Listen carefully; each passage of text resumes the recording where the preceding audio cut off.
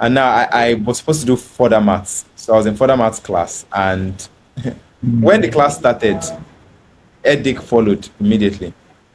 I was wondering, what are these people doing on the board and everything? And, the headache became very severe that I got back home and I had malaria, which now Wow. not going to class for the next 3 days because I had to treat malaria. I was very down.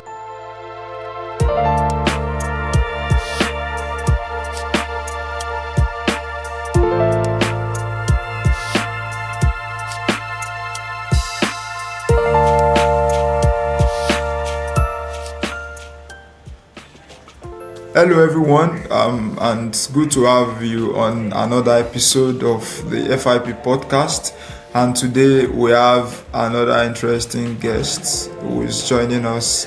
And just like they say, your childhood friends know the unfiltered version of you. So I'm just going to say a bit of some inside information I have about my guest, but it's going to definitely tell us more when you hear from him. My guest today is someone I've known since childhood, and back then we were church friends, family friends, played instruments together. John is actually very good at keyboard playing and even drums. I'm not sure which he does very well, but he does play drums very well. And I learned some skills from him there. He also plays football very well, quite a playful type. Then I think I was a serious one, but he influenced me a bit. Then when it comes to academics, we read a bit of books together, but I knew I had a bit of struggle there, and that's where our conversation is going to be starting from. So John, good afternoon, and good to have you on this podcast today. Before we dive in, I just want you to tell us from your own standpoint. Let's hear from your mouth. What did your growing up really look like, especially as far as school days are concerned? We are looking at what if it's not about what you studied in school.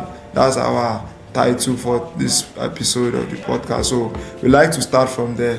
What did your growing up really look like, especially as far as school is concerned?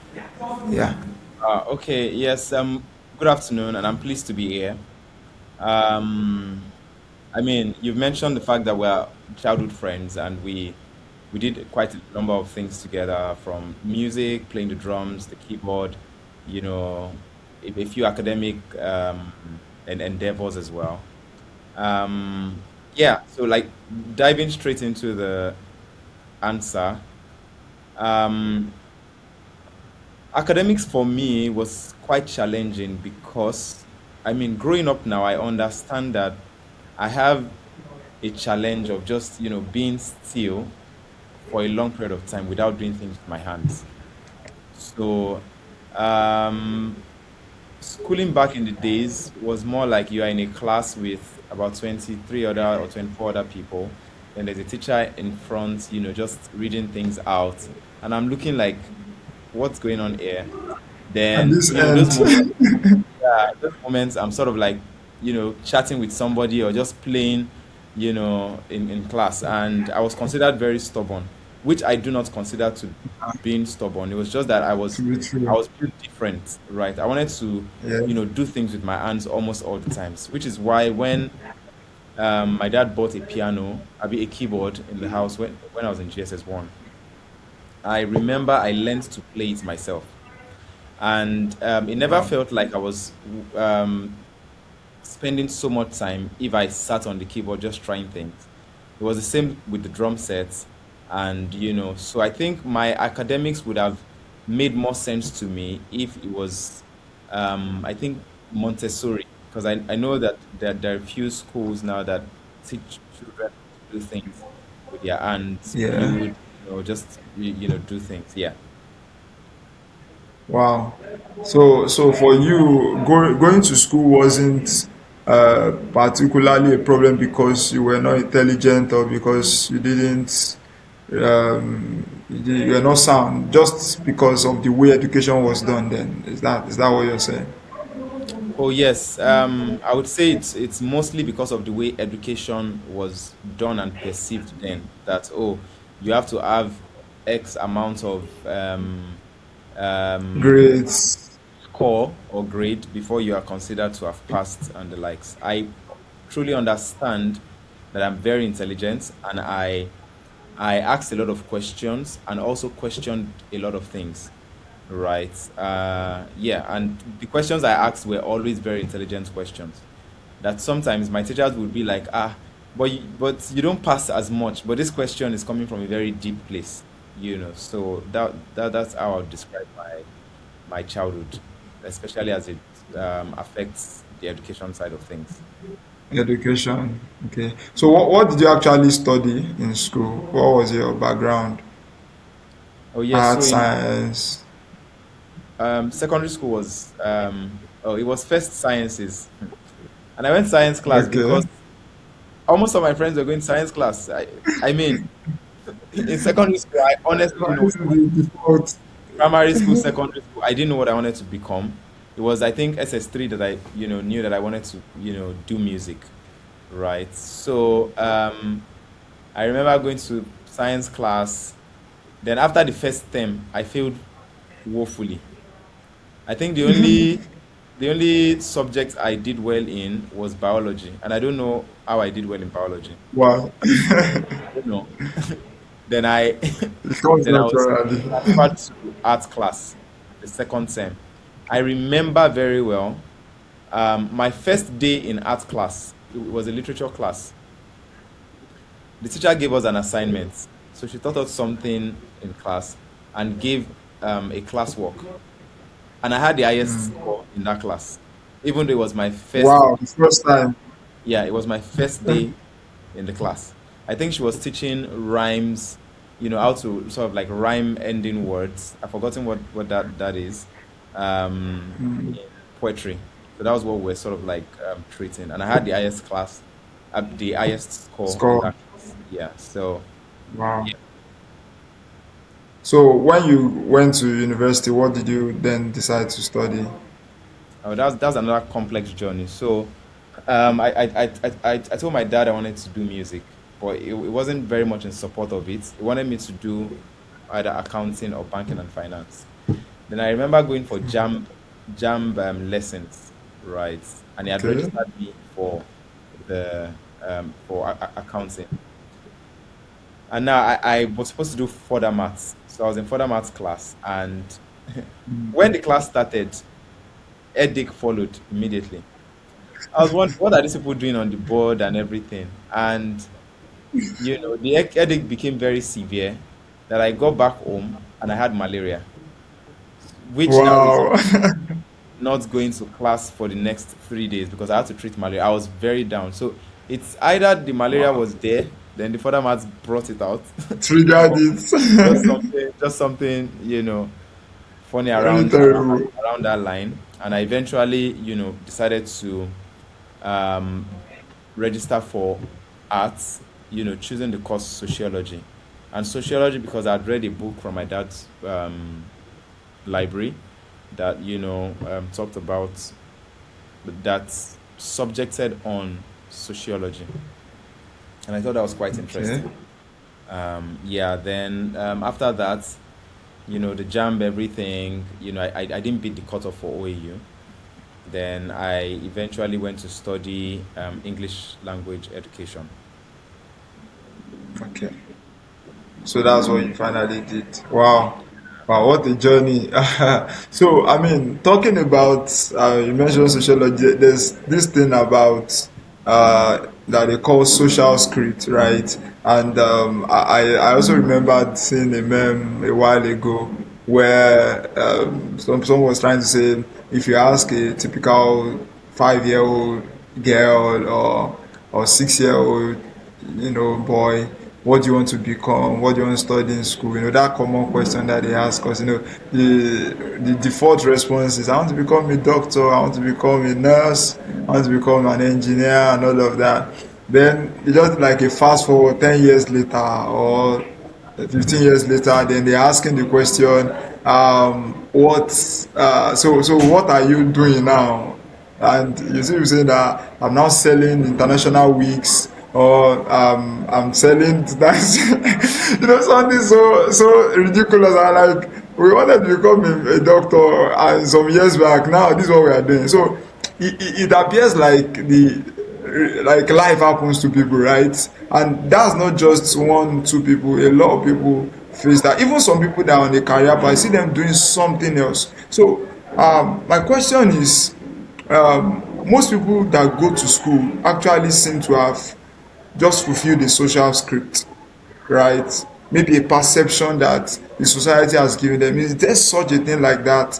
Was that your own case? Given what you told us about your schooling versus what you currently do, uh, at what point did you realize what really you were cut out to really do with your life? Yeah. Yeah, so for me, right, um, just like I said earlier, I wanted to do music, but I found myself doing English language education. And even almost all through university, I was in church playing the keyboard, leading the choir. And what fueled my interest in fashion was the fact that I think somebody had told me about Jobberman at the time, and we were in our final year. And most of the jobs I was seeing required you to have finished with second class upper, first class, or maybe sometimes second class lower. Now I didn't even I wasn't even on third class. I was on pass. So I doubted my employability.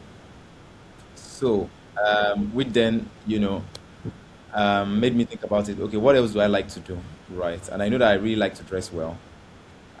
So I started reconstructing my shirts. Sometimes I'll take out the collar, get a new fabric, put it in. Just trying different things. And from there, I started making clothes for my lecturers, for some of my friends. Then, at some point, my dad saw that I had very strong interest in that, then encouraged me to find a school in Lagos that taught people how to do fashion, knowing that the tailors that I was working with were always disappointing me, and most times I would get back home very late in the night. So I believe strongly that first, um, young people that say, "Oh, I want to be a lawyer, a doctor, a nurse, and the likes," I think it's majorly based on the data that they have, like what they've seen. I mean, they've seen people become doctors, they've seen people become lawyers. During our time, when we have career day, most people will just dress as lawyers, doctors, pilots, nurses, and the likes. Yeah. You would rarely see people dress as a tailor or a musician or a plumber or a mechanic, right? Everything seemed very cool, collected, and cream back then.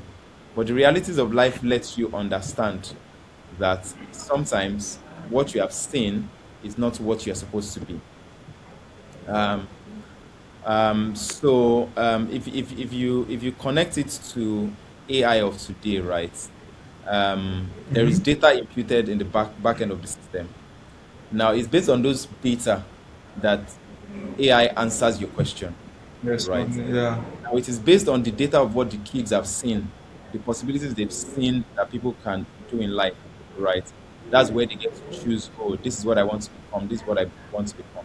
That's why you would ask some kids, what do you want to become? They'll say, oh, they want to be a policeman, they want to become a firefighter, especially maybe because they've seen in cartoons fire trucks, and maybe it also felt interesting to them, right? Knowing that they are quenching massive fire and saving people from danger at the end of the day. So I would say that life eventually happens to people, and people then realize what they are actually supposed to do, right, to make an impact on Earth or maybe within their direct community. Wow. So I mean, for what I take from that, we can say, especially from your experience, first thing is maybe your do I call it aptitude was one thing that helped you, because you said at some point you notice that maybe your degrees or your results didn't wasn't going to help your employability. So I mean, can we say that the kind of result that somebody has in school can also influence what he ends up doing afterwards? Because maybe if you had come out with a good result, you probably might not have. I mean, it could have been a blessing in disguise, you know. Yeah. You probably wouldn't have thought about venturing. So that's one. Then I also picked that the media has a way of really shaping things or what people see, like you said, have a way of telling them whether this is what they want to do or not. So that's part of the social construct Yeah. that influences children in what they want to do. And then the third point I picked is when you talked about life happening, the realities of life. So maybe this talks about the financial realities, right? The economic the economic power that everybody really needs to thrive.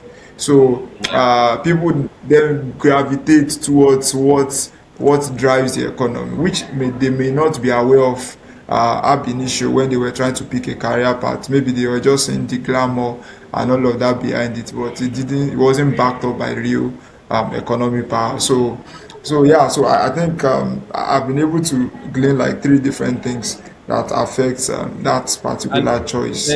there's something I would like to add, right? Now, you mentioned something about, people now selling wigs, people that maybe wanted to be a medical doctor or Yeah, wanted to be a biochemist or maybe even a pilot or something. I think yeah, the economy of a particular place influences the possibilities that people have, right? There are a lot of people that mm, I know that are highly intelligent, but maybe because they couldn't get um, a good paying job or even a job at all, they decided to venture into entrepreneurship. And now, yeah, eventually venturing into entrepreneurship can then let them know that, oh, I never knew that I could actually sell as much as I sell. Then they now eventually build a life from that, right?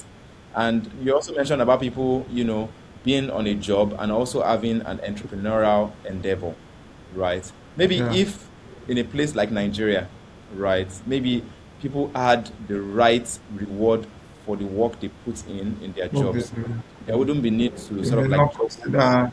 juggle multiple endeavors to live a meaningful life. Yeah. Yeah, yeah. That's true. And maybe sometimes later I'm going to be having that conversation about the difference between entrepreneurship and hustling. So because I think what really Exactly. people do is hustling because it's all about making ends meet, right? And they are not really the same thing.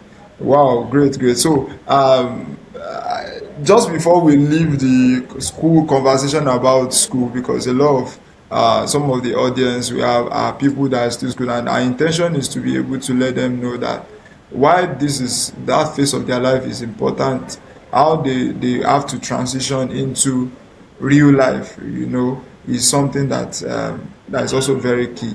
So I wanted to ask whether you had to deal with a situation when you decided or when you knew you were going to be doing needles and thread, right? When you were going to choose fashion, did you have to deal with the acceptance of your parents, telling them about this? Was this something challenging or difficult for you, or were there other people that didn't seem to agree with you going into that space? Oh, so I would first want to thank God for maybe ministering to my dad to support me in this because my dad um, is very much aware that I struggled with my academics, and that was like a big concern for him.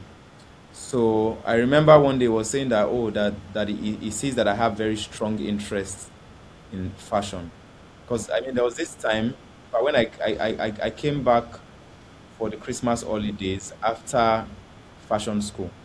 I remember very well that I was all through that holiday I was making patterns because aside from being a fashion designer, I'm also a pattern maker, right?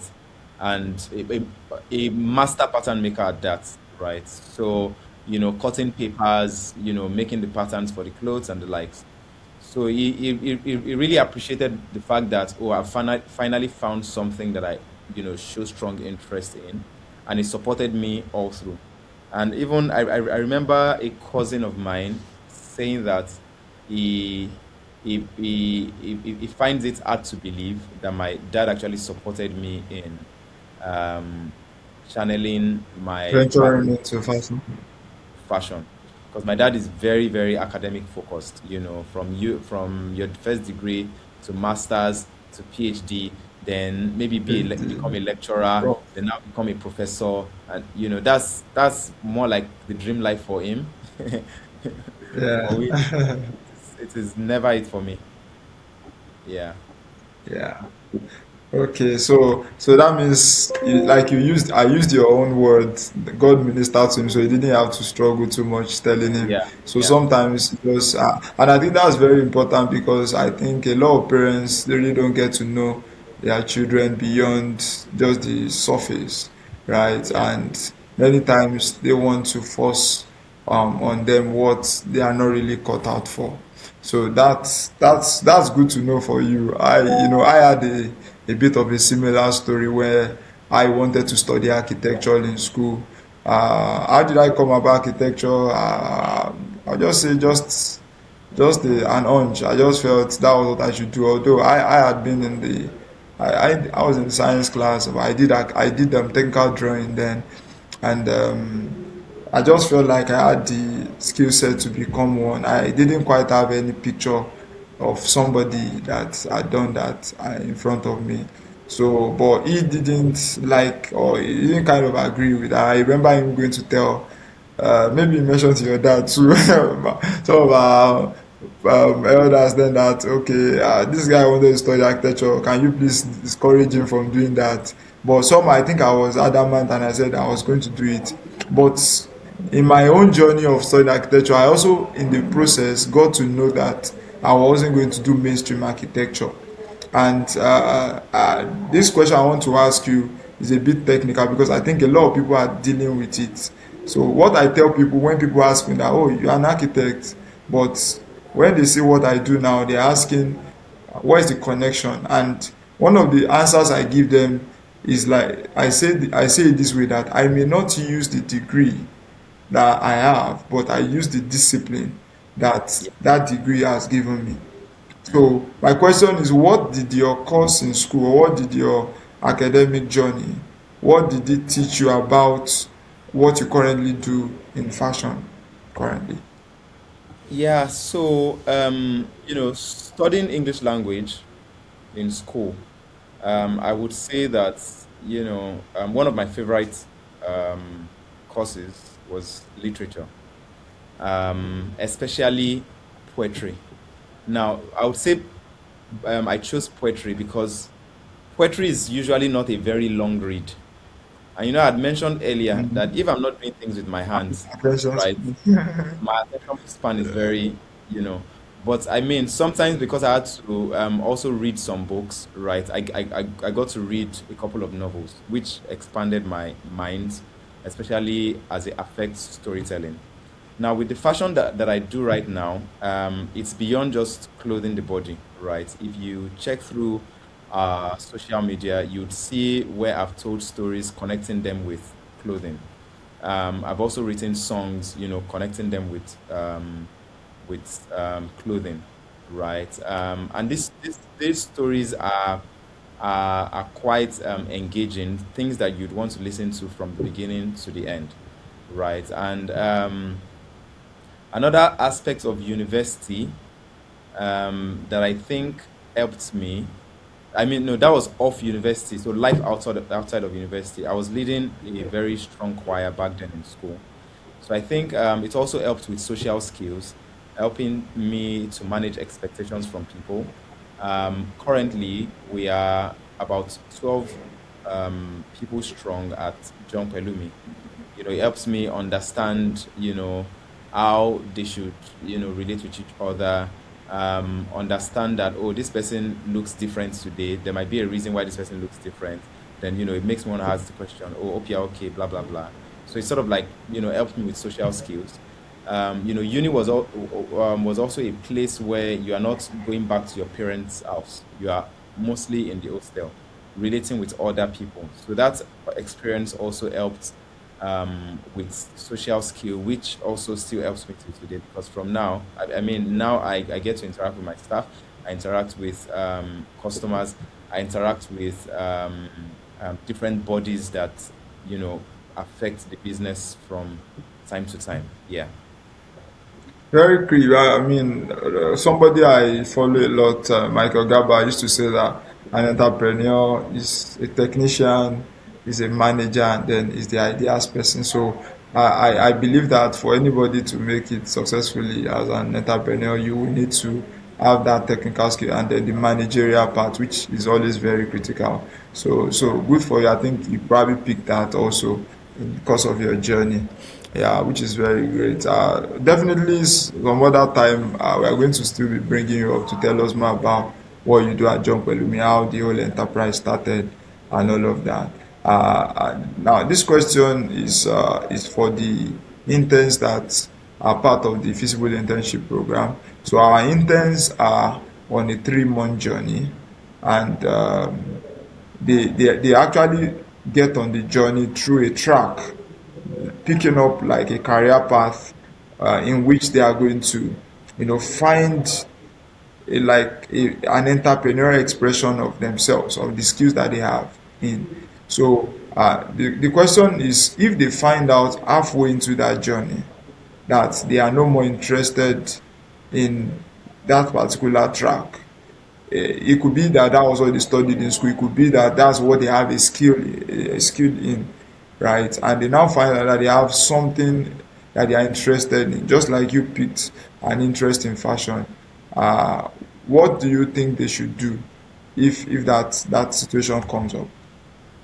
So, I would first say that they should finish their internship program, right? Because starting something and finishing it does something to your brain, right?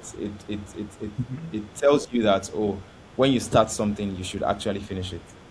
Um, Yeah. Now, during the process of finishing it, when they get to that point of discovery, right, I would advise that they get a lot of, articles and book tailored towards that area of interest, so that they are knowledgeable, in that area, so that when they are done with their internship program, they can now, translate those information that they've ingested, translate it into what their new journey is. Yeah. Yeah. So I mean, life is consistently learning, right? So you're learning Yeah. Yeah. through it all, from what you are currently doing into what you eventually, do. And it's always important that if you are going to follow a particular path, it's important to be as knowledgeable as possible in that As possible.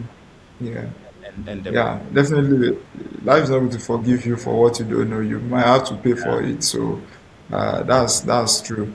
Um, what do you think keeps you on or keeps you going in this path, in this career path, the fashion career that you do? Since your academics or your educational background is not really what has brought you this far. What was that thing that you can say keeps pointing you in the direction of success and that you already record and I'm sure greater ones that you have ahead of you?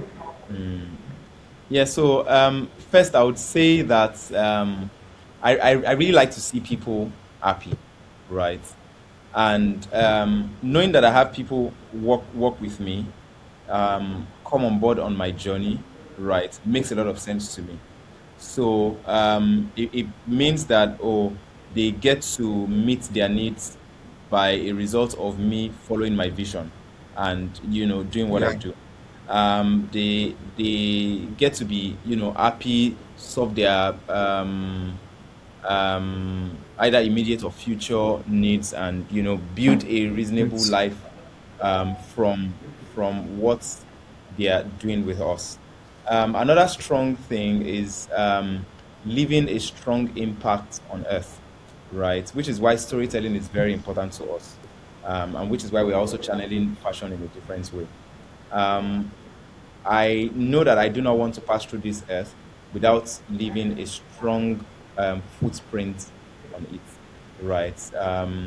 And I'm also very sure that this is going to channel into several areas of impact, right, as we grow and expand.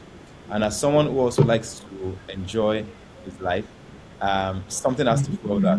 You know, enjoying my life, Yeah. seeing other people enjoying their lives as a result of what I'm building, and everybody just being joyful at the end of the day.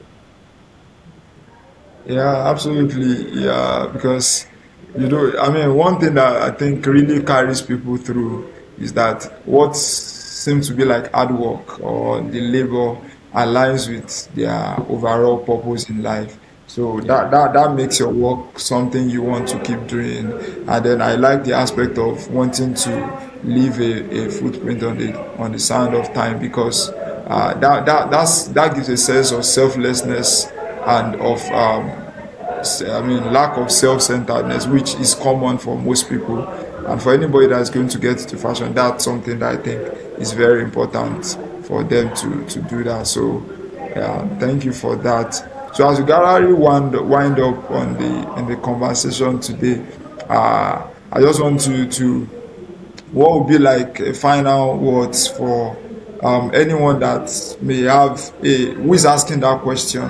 What if not about what I studied in school, or somebody that seems to be grounded by his academic background and is struggling between meeting a social construct and fulfilling his life, right?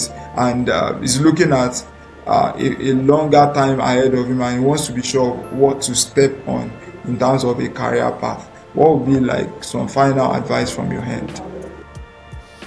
Yeah, I would say that God has several ways for which you can, fulfill His purpose on earth, right? It doesn't just have to be what society has built up, or made a lot of people feel like, oh, this is what they should do. Um, I would I would advise strongly that maybe you may want to take some time back to think deep, pray deep, for God to show you exactly where you should be and what you should be doing. Now, when you find that out, I would advise that you double down on knowledge, double down on your search for knowledge, double down on your skill, and if you are consistent and tenacious enough, there's a place for you at the top. Wow. There's a place for you at the top, and I'm sure that's something that's where everybody wants to get to. Once again, thank you so much, John Pelini, for coming on this podcast today. It's been a very good conversation we've had so far, and I'm sure when we want to have you next time, you would be available to address us. So thank you very much. Until we see you Thank you very again, much. have a I enjoyed wonderful the time. time.